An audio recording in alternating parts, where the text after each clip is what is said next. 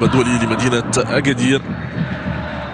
انطلقت المباراة دفاعية مكلفة لدفاع حسنية أكادير، من خلالها الضيف من قلب الطاولة على مضيفه يونالا بعيدا عن رقبة دفاعية. يتمكن الدفاع الحسني الجديد بالهدف الأول في هذه المباراة عبر شيشان. حسنية أكادير واصل ارتكاب مجموعة من الأخطاء المكلفة. هنا مصدق يخسر الكرة وتعامل ذكي من عبد الله فرح الذي يسجل ثانيا الحسني الجديد في الخمس دقائق الأولى من هذه المباراة.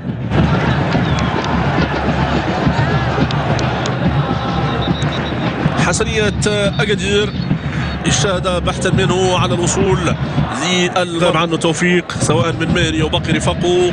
كرة من بين الشوق قيدي فتح كثير يتمكن من تسجيل اولى هدف حسنية أكادير، الهدف الذي انتهت على ايقاعته الجولة الاولى هذه المباراة بتفوق الدفاع الحسني الجديد بهدفين مقابل هدف واحد.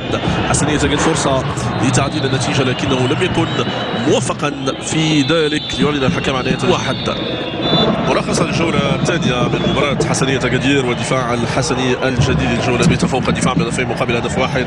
حسنية أكادير حاول إبداء ردة فعل تعيده في المباراة تألق الحارس بيساك بعد مجموعة من فرص التهديف. أكادير المهري مرت من أمامه الكرة كانت واحدة من أصعب المواقف على الدفاع الجديد حسنية أكادير لينقل الضغط في غياب التركيز. مجموعة من الفرص ضاعت لنادي أكادير. كرة من الطرف الايسر توغل في منطقة الجزاء المالي حضرها تنزل الحارس بيساك في مباراة شهدت تألق حارسي المرمى. حسنية أكادير لينقل الخطر، كرة في منطقة الجزاء وتألق الحارس مروان بيساك.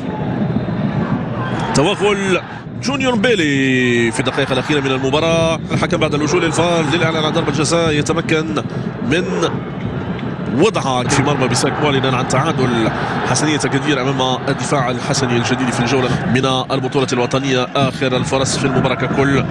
خطورة الجديدين كانت واضحة. لاعب مؤثر من قيمة نسود لاندو كريستيان.